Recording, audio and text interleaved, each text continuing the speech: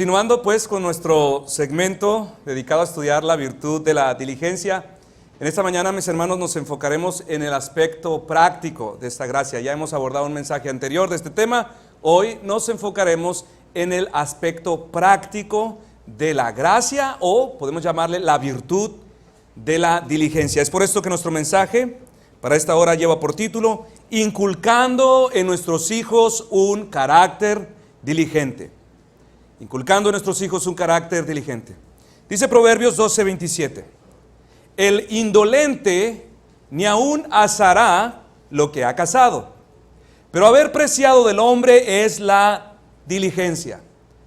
La palabra que usa nuestro proverbista en este texto para indolente es la misma palabra que encontramos en otros pasajes, pero traducida como pereza, como en el caso de Proverbios 19:15, donde dice: la pereza hace caer en profundo sueño, y el alma negligente padecerá hambre. Un hombre perezoso, una mujer perezosa, es lo opuesto a ser una persona diligente. ¿Y qué es lo que nos enseña este pasaje acerca del hombre negligente, mis hermanos? Nos enseña que este hombre indolente, que este hombre perezoso, al cabo de un tiempo sentirá su estómago vacío. No tendrá lo indispensable. Carecerá de muchos bienes. Vestirá ropas rotas. Se privará de muchas cosas. Pero no debido a circunstancias externas, sino porque es un haragán. Es un hombre flojo, es un hombre perezoso que no le gusta trabajar. Dice Proverbios 22:13, el perezoso dice, para no trabajar: el león está afuera, seré muerto en la calle. Ahora, algo muy interesante y muy serio, mis hermanos, que no debemos pasar por alto, y es que en el libro de Proverbios, este tipo de pobreza no es tratada como un defecto de personalidad o como un asunto de falta de motivación, sino más bien como un asunto de perversión moral. ¿Qué es lo que decía Proverbios 19:15? Lo acabamos de leer. El alma negligente padecerá hambre. ¿Quién padecerá hambre según el contexto de Proverbios? ¿El pobre padecerá hambre? ¿El desempleado padecerá hambre? No, este dice: el alma negligente padecerá hambre. Porque su problema de escasez, o propiamente llamado pobreza, no se debe a ninguna circunstancia fuera de sí mismo, como es en el caso de muchos hombres diligentes, trabajadores, que también viven en pobreza. El caso de este hombre, de esta clase de problema, o de esta mujer pobre, es un problema al interior de sus almas. Negligencia. Escribió Bruce Waltke: en el libro de Proverbios, al perezoso nunca se le equipara con los pobres, porque estos lo son por virtud de las circunstancias ajenas a su control, mientras que este, hablando del perezoso, es pobre por virtud de su degeneración moral. Hermanos, si nosotros verdaderamente amamos a nuestros hijos, no podemos ver el problema de la pereza de nuestros hijos como un defecto de personalidad. No podemos ver el problema de pereza en nuestros hijos como parte integral de su adolescencia. Es que la muchacha está entrando en la adolescencia. Sino que debemos ver su problema de pereza exactamente como la Biblia lo ve, como una manifestación de su decadencia moral, de su degeneración moral. El hombre perezoso, la mujer perezosa, siempre tendrá alguna dificultad para no trabajar. El hombre perezoso, el joven perezoso, la jovencita perezosa, siempre tendrá algún pretexto para no ayudar. Siempre tendrá una excusa imaginaria. ¿Qué dice el perezoso? Afuera hay un león. Absurdo. Un pretexto para no atender a sus deberes. Escribió otro autor, Derek Brown: no es raro que un perezoso invente excusas que suenen espirituales para no trabajar duro, apelando a la enseñanza bíblica sobre la necesidad y espiritualidad del descanso. El hecho de que la salvación no es por obras, la necesidad de una vida equilibrada y balanceada, el peligro de adquirir riquezas por el mucho trabajar, Y en todos los casos, el perezoso entrará y saldrá de las conversaciones con sus consejeros, convencidos de que es más listo que todos ellos. Así es el perezoso. Ellos se creen listos, se inventan dificultades, se inventan enfermedades, se inventan conflictos, excusas y excusas para evitar cualquier forma de compromiso que les pueda robar su agusticidad. Dice Proverbios 10:5, el que recoge en el verano es hombre entendido. El que duerme en el tiempo de la siega es hijo que avergüenza. Es un hijo que da vergüenza. ¿Y quiénes son los entendidos en la Biblia, mis hermanos? Bueno, estos son los hombres diligentes. Y de acuerdo a Deuteronomio 1:13, dice de los entendidos, ellos serán puestos como cabezas. En Nehemías 8:3 dice, son los que están atentos al libro de la ley. Esto es lo opuesto, mis hermanos, a ser perezoso. Proverbios 22:9 dice que se sentarán con los reyes. O sea, tendrán posiciones de liderazgo. En Daniel 2:21 se dice que esta es la obra del Señor en el hombre.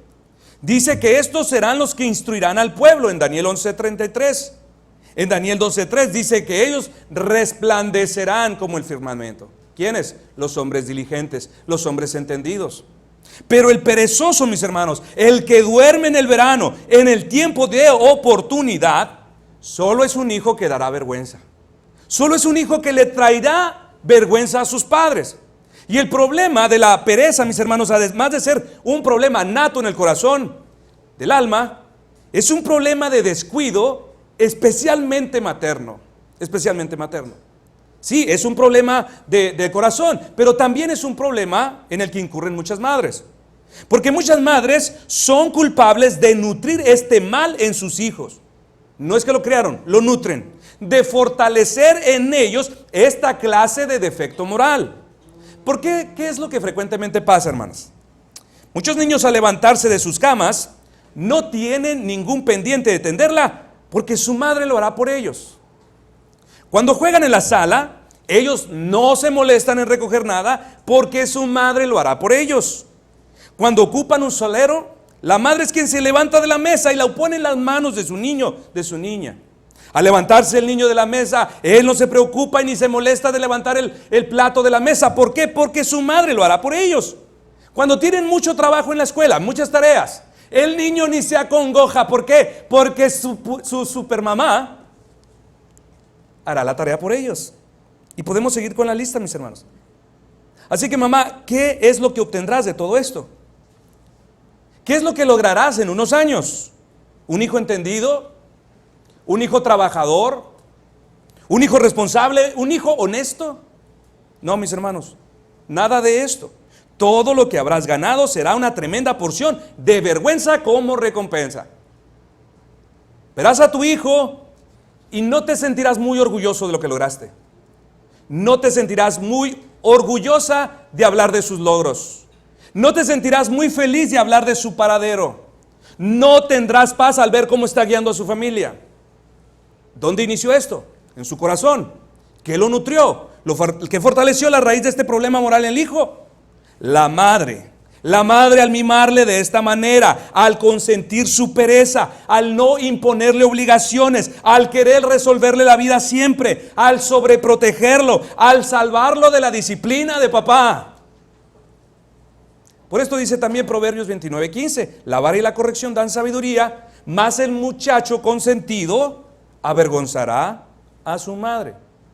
El muchacho consentido avergonzará a su madre. Así que, según la sabiduría de los proverbios, tanto el muchacho perezoso como el muchacho mimado de tantas atenciones son una misma cosa. Hijos que eventualmente traerán vergüenza a sus padres. Por lo tanto, hermanos, repito, si de veras amamos a nuestros hijos, debemos esforzarnos por desarrollar en ellos esa característica esencial de la vida piadosa. Debemos esforzarnos por mortificar en ellos toda forma de vicio que sea un estorbo a la diligencia, como lo es especialmente la pereza. La pereza. De lo contrario, todo lo que cosecharemos, todo lo que lograremos hacer de nuestros hijos será producir hombres y mujeres fracasados. Hijos e hijas frustrados, empobrecidos por su indolencia, carentes de toda cosa buena y necesaria. Hijos que ambicionan cosas buenas, que siempre están soñando, que siempre están inventándose, creando proyectos en su mente, pero que nunca alcanzan nada. Hijos que inician y tienen muchos planes, pero nunca concretan ni uno solo. Que dice la palabra, el indolente, o sea, el perezoso, ni aún asará lo que ha cazado. Pero haber precioso del hombre es la diligencia. Ahora bien, hermanos, hemos hablado en un sermón pasado y en esta parte suficiente de algunos principios de la diligencia, pero ¿cómo podemos ayudar a nuestros hijos a desarrollar esta virtud? ¿Cómo podemos ayudarles para que en su juventud o en su edad adulta ellos lleguen a convertirse en hombres y mujeres diligentes? Hijos de quienes tú te sientas orgulloso de hablar. Hijos que te hagan sacar una lágrima cuando los ves. Porque son hombres, muchachas diligentes, responsables. Bueno, esta es una respuesta muy amplia, mis hermanos. ¿Cómo lograrlo? Lo que haremos ahora en esta hora es enfocarnos en al menos 4 áreas. El tema es grandísimo, pero vamos a enfocarnos en 4 áreas específicas en lo que debemos trabajar, y es nuestra responsabilidad edificar sobre estas verdades, hermanos. 4 consejos que nos ayudarán a inculcar en nuestros hijos un carácter diligente. El primer consejo es: ocúpese en cultivar su capacidad de atención. Ocúpese en cultivar su capacidad de atención. Hermanos, la manera en cómo tus hijos te escuchan, la manera en cómo ellos atienden a tu voz, nos habla claramente de su capacidad de atención y eventualmente de su desarrollo en la vida de piedad. ¿Le ha pasado que usted le da una indicación a su hijo, le encarga alguna cosa y su hijo obedece de manera inmediata? Se levanta, sale corriendo y después regresa confundido. No tiene ni idea qué le encargó. O que lo manda tengo que acordarme de mi infancia. O que lo manda a la tienda por algo y regresa con otra cosa. O llama a su hijo por su nombre y parece que no escucha. Le habla un poco más fuerte y sigue en lo suyo. Y cuando ya le grita y le habla molesta, entonces dice, es que no te escuché. O regresa de la escuela y otra vez perdió el sacapuntas, perdió la sudadera, no trae lápices ahora en la mochila, el termito de agua sepa dónde quedó. ¿Cuál es el problema, mis hermanos? Brotes de negligencia. Ustedes como padres deben de cultivar su capacidad de concentración. Yo recuerdo que una vez mi mamá me mandó a tirar unos desperdicios de comida y me dijo, ve y tira esta olla de frijoles podridos a la basura. Y yo hice exactamente lo que mi mamá me dijo. Regresé y me dijo mi mamá, ¿y la olla? Usted me dijo que la tirara a la basura. Entonces, mis hermanos, como niños tenemos problemas de concentración, ¿sí? Problemas de concentración. Los expertos de este siglo le llaman a este problema un trastorno de déficit de atención, y dicen que algunas de las características de quienes lo padecen son desorganización, problemas para establecer prioridades, escasas habilidades para administrar el tiempo, problemas para concentrarse en una sola tarea, problemas para ocuparse en sus tareas, actuar sin pensar, escasa planificación, baja tolerancia a la frustración, cambios de humor frecuentes, problemas para concretar sus proyectos, bajo rendimiento en su trabajo. Qué interesante, mis hermanos, que lo que los expertos llaman trastorno de déficit de atención, la Biblia le llama de otra forma.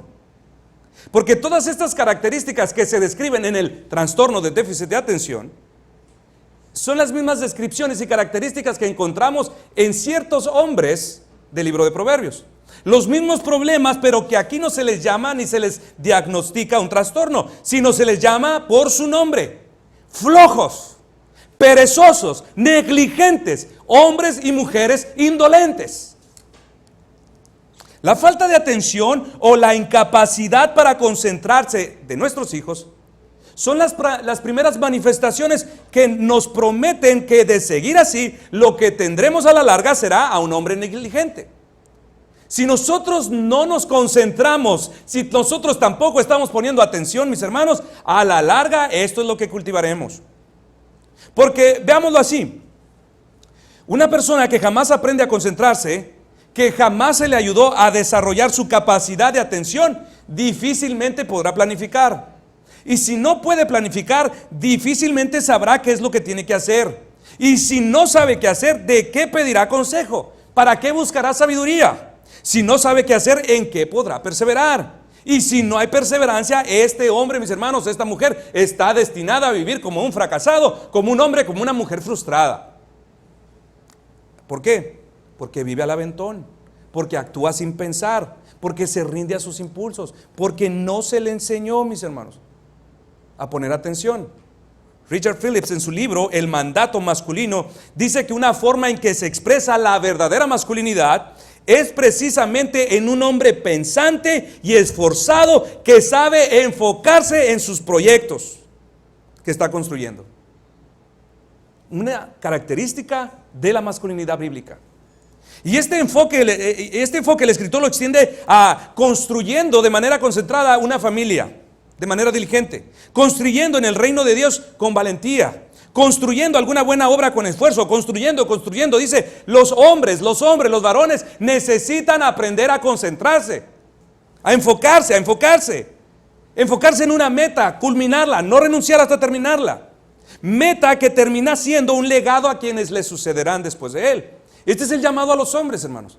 Cuán importante entonces es que trabajemos en la capacidad de atención de nuestros hijos y que cuando ellos no nos están escuchando o fingen que no nos están escuchando, hay que darles su medicina. Por esto es importante, papá, mamá, que trabajes en desarrollar la capacidad de concentración de tu propio hijo, en su habilidad de poner atención a tus palabras, a su entorno. Y en esta era moderna, mamá, papá, como en ningún otro tiempo, tienes en tu contra muchas bendiciones, también quiero llamarlas así, tecnológicas. Como iglesia no nos oponemos ni despreciamos el progreso, pero tampoco ignoramos y no debemos ignorar sus peligros. Y esto no es una novedad, mis hermanos. Usted debe saber que en la vida moderna y tecnológica de nuestro tiempo está diseñada precisamente para que el hombre piense lo menos posible, para que se esfuerce lo menos posible, para que todo se haga en el menor tiempo posible y para que usted se aburra lo menos posible. Este es el gran propósito de muchas de las cosas para el cual nosotros usamos la tecnología. Y con las nuevas herramientas de inteligencia artificial, sociólogos, expertos preocupados dicen que es muy temprano para calcular el daño tan grave que se avecina a las futuras generaciones. No saben lo que les espera a partir de estas nuevas tecnologías que hacen todo tu trabajo por ti. Y es por estas cosas, mis hermanos, que estos avances tecnológicos presuponen ya un peligro. Que nuestra capacidad de concentración, de pensamiento y de atención sea realmente afectada. Este es el peligro. Pero especialmente la de nuestros hijos, la de tus hijos. En este sentido, permítame recordarles, o quizás debería decirles, advertirles, que uno de los instrumentos que más atenta contra la capacidad intelectual de nuestros hijos son precisamente el uso indiscriminado de los celulares, de los videojuegos, de las redes sociales. Si hay algo que amenaza con estropear, con ser un asesino de las facultades mentales y de las facultades intelectuales de tus hijos, mis hermanos, en estos días precisamente estas cosas son los celulares, los videojuegos, las redes sociales. No las estamos satanizando, estamos diciendo el uso indiscriminado. En otras cosas, hemos advertido del peligro espiritual y moral al que se exponen nuestros hijos con estas cosas. Lo que conlleva exponerse demasiado a estas cosas sin supervisión. Pero en esta ocasión queremos advertir del peligro mental. Queremos advertir del peligro intelectual. ¿Por qué el niño no se concentra? ¿Por qué el niño parece que no le escucha? ¿Por qué el niño no pone atención? ¿Por qué vive como distraído? ¿Por qué siempre está como la mayor parte del tiempo retraído? ¿Por qué no puede socializar con los grandes? El libro de Proverbios nos ofrece un diagnóstico. Y su problema, su trastorno, reside en su mismo corazón. Y muchos padres muchas madres permiten nutrir este problema al dejarles un uso indiscriminado de todas estas cosas. Así que cuando hablamos de forjar la capacidad de atención, de concentración en nuestros hijos, estamos tocando un asunto muy serio, mis hermanos. Pues no estamos hablando de su riñón, no estamos hablando de un pulmón, no estamos hablando de un órgano vital. Estamos abordando una facultad espiritual y la más importante, la mente. La mente. Yo estoy seguro que usted no dejaría a su hijo 24/7 comer solo papitas y papitas y papitas. No lo haría. Va al restaurante, no, tú no vas a comer carne ni vas a comer, tú vas a comer papitas. Vamos a este lugar, no, tú no vas a comer manta hoy, tú vas a comer papitas. No lo haríamos, haríamos un daño. Pero ¿qué estamos haciendo con su mente, mis hermanos? Así que una mente desenfocada, divagante, no es un problema menor, este es un problema grave, mis hermanos. Pues ¿qué dice el más grande mandamiento? El más grande mandamiento: amarás al Señor tu Dios con todo tu corazón, con toda tu alma, con todas tus fuerzas y con toda tu mente. Con toda tu mente. ¿Qué nos enseña este verso, mis hermanos, a todos los que somos padres, en el contexto de lo que estamos hablando? Que el aspecto mental e intelectual de nuestros hijos es de suma importancia, es vital. Esto es vital, es nuestra responsabilidad. Porque no solo somos llamados a cuidar su cuerpo, también somos llamados a proteger, cuidar y cultivar su mente. Por tal motivo, hermano, debes de limitar de manera sabia ese uso indiscriminado de todo aquello que podría estropear su mente. Sea celular, sean videojuegos, sean redes sociales. Pues ¿qué dijo Jesús de este mandamiento? ¿Qué dice Jesús, hermanos, de este mandamiento? De amarás al Señor con toda tu mente. Que de este solo mandamiento, que de este solo deber, depende toda la ley. Que de esta sola facultad en su debido lugar, dependen todos nuestros deberes para con Dios. Y entre ellos está la mente. Así que, hermanos, todo lo que Satanás necesita, todo lo que requiere para desgraciarle la vida a nuestros hijos, es una mente estropeada, arruinada. Solo necesita que le permitamos a nuestros hijos que pasen todo el día metidos en sus videojuegos, jorobados frente a sus celulares, todo el día. El lomo quemado, donde se sienten, ahí se quedan y ni cuenta se dan que ya salió el sol. Solo se necesita que los padres les permitan a sus hijos que lleven sus tablets a todos lados, al restaurante, a la recámara, al baño. Pero para estorbar la obra del evangelio, mis hermanos, en el alma de los hijos especialmente se requiere que los padres también permitan que estas cosas se las lleven a la iglesia. Pues ¿qué se requiere, hermanos, de los hombres para que vengan al conocimiento que salva?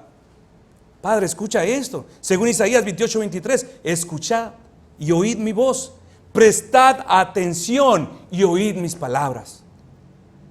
Solo necesitamos poner la atención en otro lugar. Y en un lugar especialmente como esto, mis hermanos. Pero el que está metido en estas cosas, sea en la iglesia, en la casa, en la escuela, no escucha, no oye, no presta atención.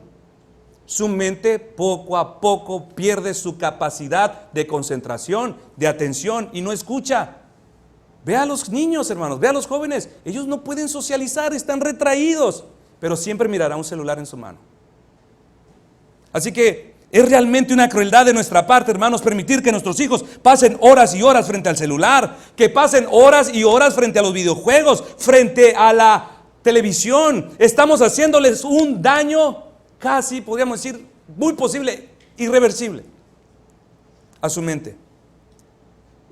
Ustedes saben, mis hermanos, que yo soy profesor de nivel media superior y puedo asegurarle que uno de los fenómenos más significativos que estamos viviendo como docentes en esta época es que nunca antes habíamos tenido frente a nosotros una generación tan dañada mentalmente.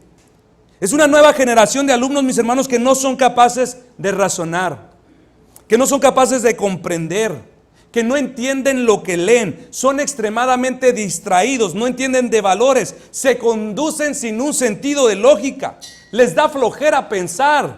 Yo muchas veces les he dicho, pensar no duele, muchachos, pero no quieren pensarlo. Sus temas de conversación son realmente tonterías, nada con valor.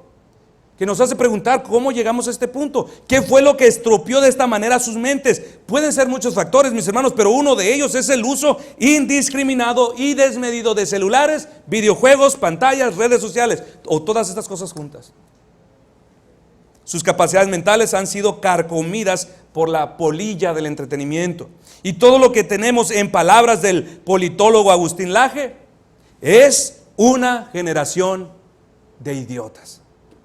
Con todo respeto, es una generación de idiotas, una generación de necios que no quieren trabajar, que no les gusta estudiar, que no saben comprender, que no quieren escuchar, que no tienen el sentido más mínimo del uso de la lógica, que no saben razonar. Una generación de adolescentes que se ha acostumbrado a la vida fácil, que no comprende su entorno, que no entienden la naturaleza y el orden de la vida, que si usted les pregunta de dónde sale la leche, ellos dicen del refri. No saben dónde están parados, no saben lo que están viviendo. Y son estos mismos adolescentes que al llegar a su edad adulta no se pueden establecer en un trabajo, no pueden perseverar en sus proyectos, no tienen ni idea de qué van a hacer con su vida. Lo dijimos en el sermón pasado. Pregúntele a un joven de universidad, ¿qué quieres estudiar? Está en la mismita universidad y no sabe qué quiere estudiar, no sabe aún qué va a hacer de su vida. Son hombres que después desesperarán a sus esposas, porque son hombres que al llegar al trabajo todo lo que pueden hacer es quitarse los zapatos y sentarse frente a su televisión para idiotizarse un poco más. Son hombres que después del trabajo todo lo que hacen es meterse a sus cuartos para pasar el resto del día frente a los videojuegos. Son hombres que en lugar de procurar a sus familias en sus descansos, procuran a los amigos. Son hombres que no conversan con sus esposas, que no tienen tiempo para ellas. Son hombres cuyos hijos les rechazan, son ignorados por sus propios hijos porque no saben conducirse como padres, como líderes en sus casas. Hombres de 30 o 40 años viviendo como adolescentes de secundaria en sus casas.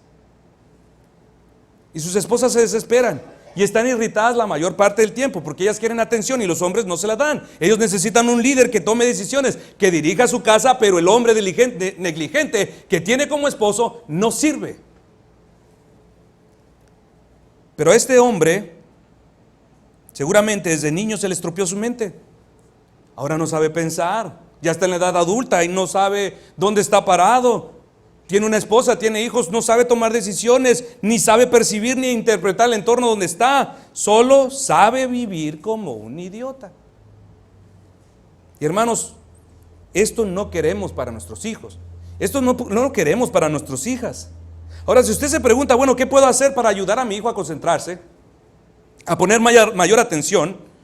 Un buen consejo sería ayudarle a generar un buen hábito de lectura. Lo reitero nuevamente, ayúdeles a que cultiven el hábito de leer. El problema de esta generación, decíamos hace un momento, son mentes incultas, descuidadas. Entonces el antídoto efectivo es hacer totalmente lo opuesto, precisamente lo opuesto, cultivar sus mentes, nutrir sus mentes, aumentar su capacidad de raciocinio, nutrir sus facultades mentales, desarrollar su capacidad de concentración por medio de expandir sus mentes con la lectura. Si queremos hijos diligentes, una manera eficiente de trabajar en su razonamiento, en su concentración, es motivándolos a leer, insistiendo a que ellos deben de adquirir el hábito de lectura. Por eso, papá, mamá, tú debes motivarlos a que lean la palabra de Dios. Invierte en buenos libros propios de su edad.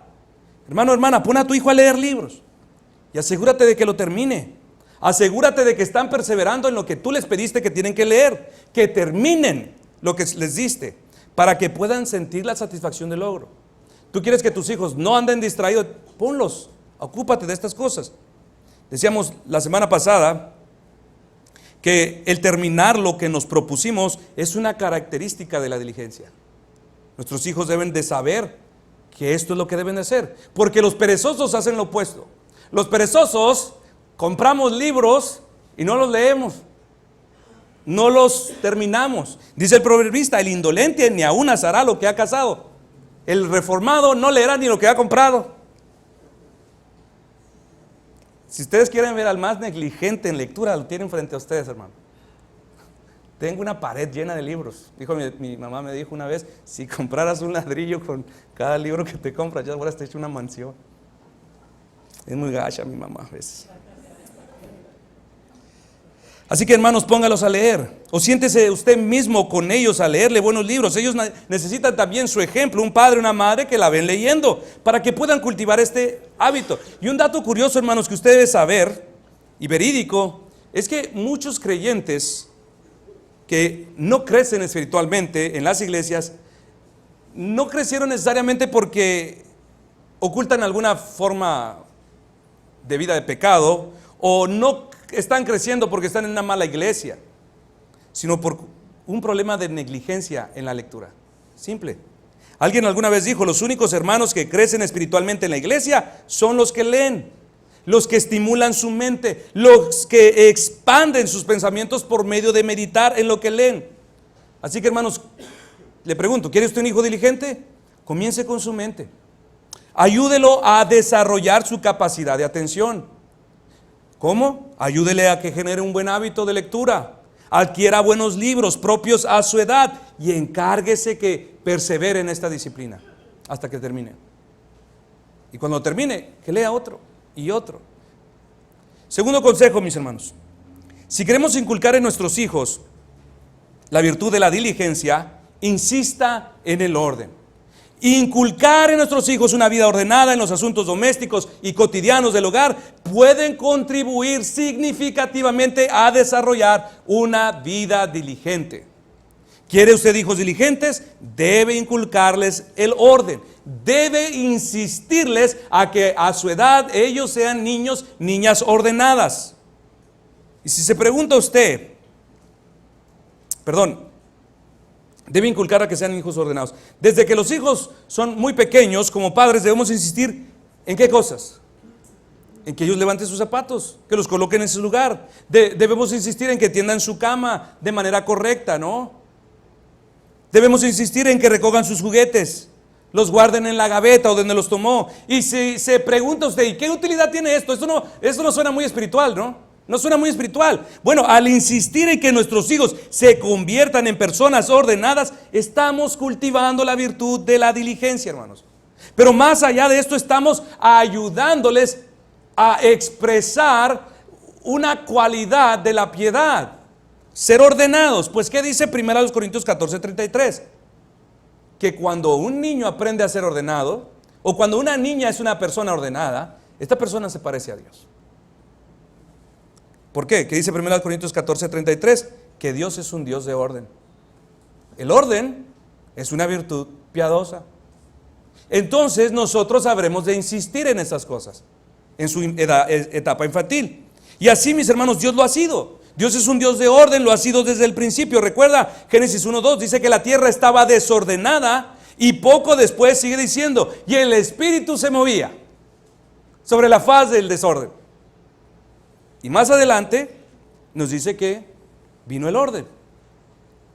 Entonces, ¿cuál sería el motivo por el que debemos insistir en que ellos también se muevan en su desorden? Hagan su cama, levanten su plato, pongan cada cosa en su lugar. Simple, mis hermanos, porque Dios es un Dios de orden. Porque Dios le agrada el orden. Y si Él es un Dios de orden, entonces eso significa que todos nosotros debemos imitarle. Hermanas, una casa desordenada no es una virtud. No refleja el carácter de Dios. Y el deber de los hijos es imitar a su padre. Dios es de orden y dice Efesios 5:1, sed pues imitadores de Dios como hijos amados. Así que si Dios es un Dios de orden, quiere decir que una característica que emanará naturalmente de una vida piadosa será precisamente una vida ordenada, una vida decorosa. Por esto, madres, sus hijos deben aprender a ser ordenados, a mantener en orden su cuarto. Deben sentir la responsabilidad de que al levantarse de la cama no pueden simplemente levantarse y dejar su cuarto como que ahí explotó una bomba. No puede hacer eso. Lo mismo, los niños deben de saber que al llegar a la escuela no pueden ir simplemente desde que entran por la puerta de la casa, ir dejando su rastro hasta su cuarto, ¿no? Ahí ve un tenis, allá más otro tenis, usted va siguiendo el pasillo, ahora ya ve unos calcetines, al rato está un pantalón, una camisa y lo ve en su cuarto en calzoncitos mirando tele. Dios es un Dios de orden, mis hermanos, y en esto debemos parecernos a Él. donde desde la niñez nosotros como padres debemos ayudar a nuestros hijos a convertirse en personas ordenadas. Y no importa, mis hermanos, si es niño, si son varones. Estas tareas domésticas no son exclusivas a las niñas, ¿ok? Si a un niño se le educa de esta forma, en su edad adulta él tendrá muchos problemas con su esposa. Y nosotros no queremos eso. Tendrá problemas porque sus padres equivocadamente le dijeron que estas cosas eran tareas para mujeres y todo lo que hicieron fue hacer de este muchacho un hombre inútil, un hombre perezoso, desechurado. Por esto, después de jugar con sus juguetes, usted debe insistir en que debe recogerlos, aun cuando no lo desee, hermanos. No tiene ganas, no le hace, tienes que hacerlo. Si como iglesia nosotros, hermanos, queremos ser una iglesia efectiva, de sana doctrina, una iglesia efectiva en la predicación del evangelio, debemos trabajar aún en estas cosas pequeñas en nuestros hijos. Tenemos que mostrar aún en estas cosas aparentemente sin mucho significado, profundidad, que nosotros no somos iguales al mundo. Una vida ordenada, una casa ordenada, hijos ordenados, un cuarto en orden, habla de que somos luz y no tinieblas. Que el mundo pueda voltear a nosotros para derivar allí consejos. ¿Cómo se vive la vida? Bueno, mira a los cristianos. Nosotros deberíamos de ser el mejor ejemplo, hermanos, de cómo vivir la vida. Y una vida así de ordenada, así de decorosa, testifica al mundo algo de la personalidad de Dios aquí en la tierra. Y en otro aspecto, la vida se convierte en un poderoso y embellecedor adorno al evangelio. Este es nuestro consejo. Insista en el orden. Tercer consejo. Si queremos que nuestros hijos desarrollen un carácter diligente, asígneles tareas. Esto va muy pegado a lo que acabamos de exponer.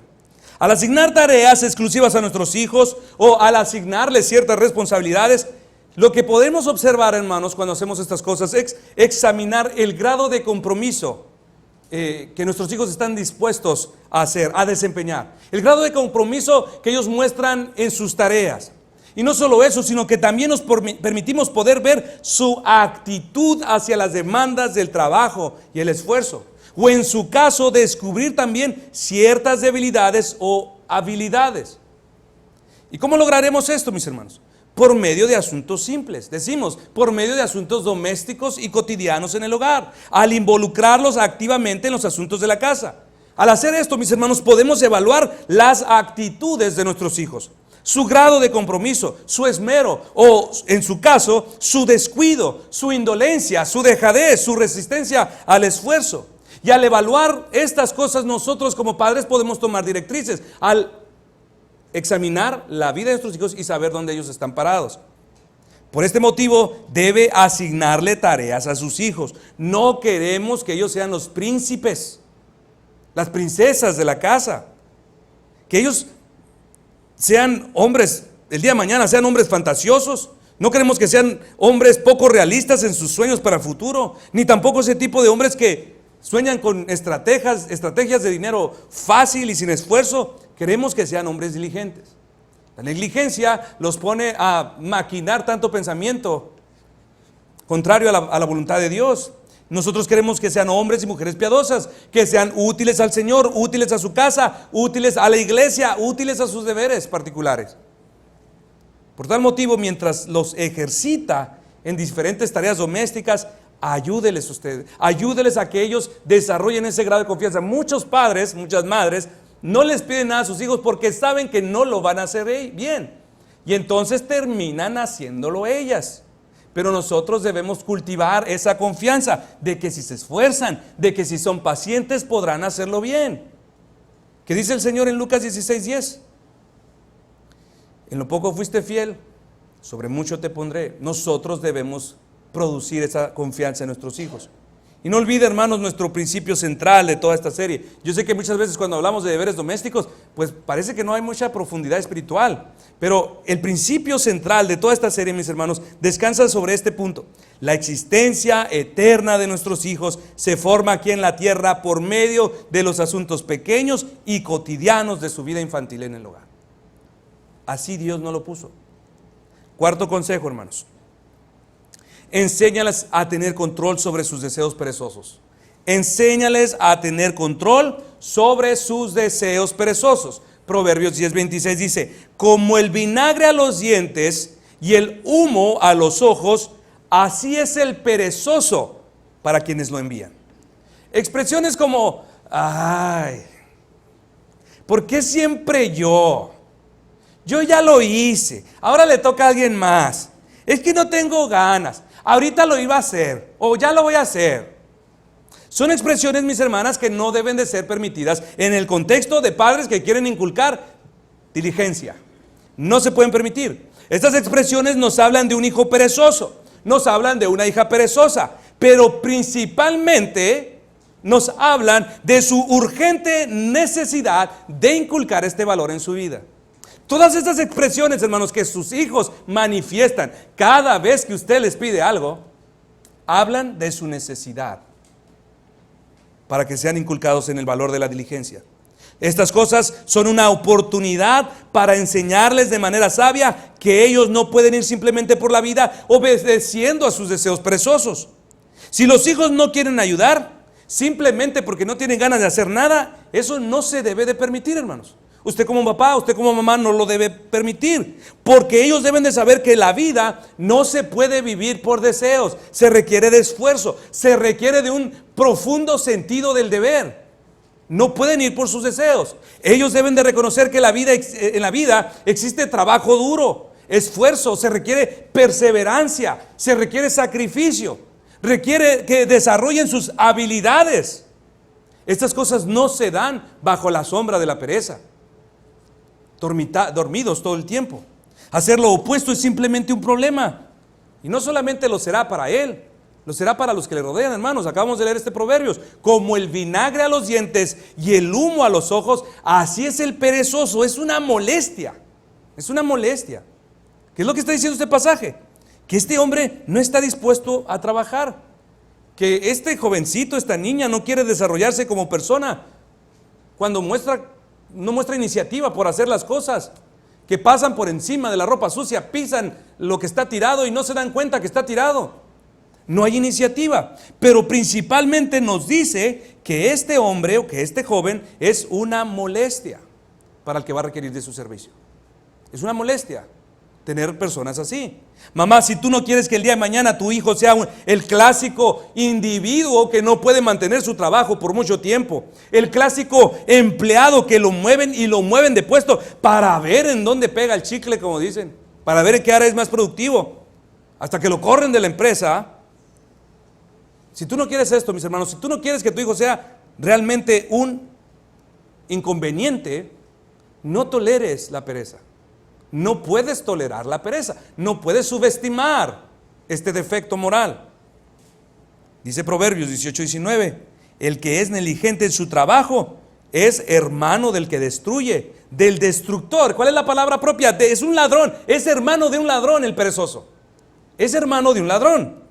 Así que, madre, al enseñarle a no obedecer sus deseos perezosos, no solamente le libras de muchos problemas futuros en su vida adulta, sino que también librará su alma de llegar a convertirse en un hombre, en una mujer ladrona, en un ratero, cuando tú le enseñas a trabajar en tu casa.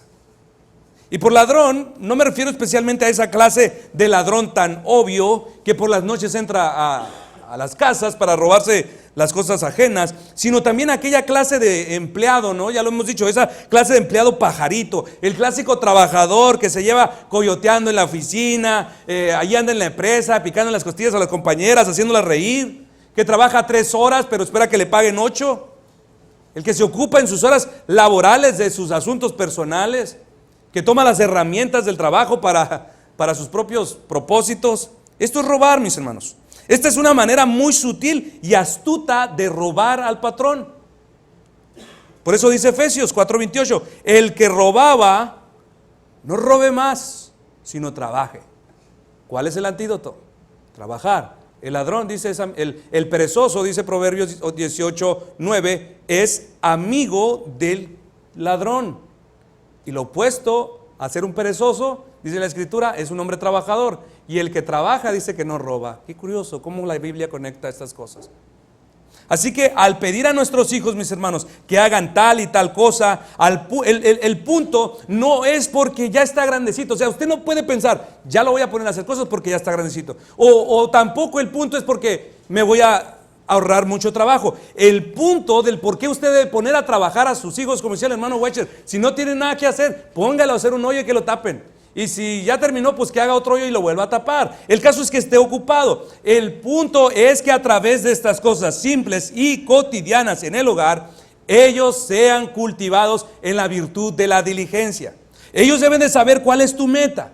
Tu meta no es que tu casa esté reluciente todos los días. Si ustedes esto hacen su meta personal, hermanas, están equivocadas. Tu meta no es que su cama esté tendida los 365 días del año, porque un día te vas a levantar y esa cama jamás se la tendrás que tender. Eso es verdad, el nido quedará vacío. Tu meta es que ellos, antes de salir de casa, se conviertan en hombres y mujeres diligentes. ¿Y cómo lo vas a hacer? Haciendo de todos los quehaceres domésticos que Dios puso en tu mano, como mujer virtuosa, como ama de casa, para que a través de estas cosas simples y sencillas trabajes en su etapa infantil. No menosprecie, hermanos. No estamos hablando, como digo otra vez, no parecen estas cosas espirituales. Pareciera como que el pastor ya no está hablando de acá, no, las cosas espirituales. Estas las son. Por tal motivo, hermanos, ante las quejas, ante las expresiones de pereza, tú debes hacerles saber a tus hijos que eso no se lo puedes permitir, porque tú tienes una meta mucho más alta para su vida. Que sean hombres y mujeres diligentes. No, tú como papá puedes decirle, hijo, eso que estás haciendo, pasar todo el tiempo en el celular, pasar todo el tiempo en los videojuegos, quererte estar acostado ahí en la refrigeración, eso yo no lo puedo permitir. Porque si acepto eso, si permito que vivas de la manera que tú quieres vivir, si permito que tú estés siguiendo tus deseos, todo lo que haré de ti es una persona negligente. Eso como padre yo no lo quiero hacer. Eso no es mi meta para tu vida. Yo quiero lo mejor para ti. Nuestros hijos deben de saber por qué usted encomienda esos deberes. No se trata simplemente que mamá quiere la casa limpia, porque muchas veces como hijos eso es lo que pensamos. Pero si entendemos que nuestra madre tiene un propósito en nuestras vidas a través de estas cosas, que no se trata de ella, que no se trata de que la casa esté al 100 todo el tiempo, sino que está haciendo uso de estos medios para cultivar una gracia mayor. Así que usted debe decirle, hermanos, a su hijo, hijo, gran ganancia y en la diligencia, y esta es mi meta para ti. Y por último, mis hermanos, como padres debemos hacer todas estas cosas, pero no creyendo que si las hacemos hemos cumplido, que si las hacemos entonces obtendremos los resultados esperados. No, debemos aplicarnos a todas estas cosas, pero esperando en que Dios sea quien edifique nuestra casa, hermanos. Porque de nada nos valdrá nuestro esfuerzo, nuestra diligencia como padres, si el Señor no nos ampara. Por tal motivo, hermanas, hermanos, ocúpese todo el día en la crianza de sus hijos. Juegue con ellos, disciplínelos, aconséjelos, trátelos cariñosamente, amonéstelos, hable con ellos, exhórteselos, corríjalos, vuelva a hablar con ellas, vuelva a disciplinarlos, vuelva a hablar con ellos, vuélvaselos a sazonar. Y todo el día, está cansada, sí. Pero al llegar la noche, mis hermanos, antes de dormir, tome la mano de su esposo o de su esposa y lleven a sus hijos en oración. ¿Para qué? Para que el Señor respalde sus esfuerzos o en su caso, enmiende sus errores de ese día. No se canse, hermanos, de instruir a sus hijos. La recompensa es grande para los padres diligentes. A Dios sea la gloria, hermanos. Oremos. Padre Dios, gracias te damos, Señor, por tu palabra que nos ilumina y nos recuerda, Señor, verdades preciosas y de la sencillez de la vida práctica, Señor, a través del cual tú te has propuesto formar y engrandecer y cultivar virtudes piadosas. Oramos, Señor, por cada padre, por cada madre, por cada persona, Señor, aquí presente, que tu palabra pueda caer en tierra fértil, Señor, y a su tiempo llevar mucho fruto que te honre. Fruto agradable, Señor, a tu presencia. En el nombre de Jesús oramos. Amén.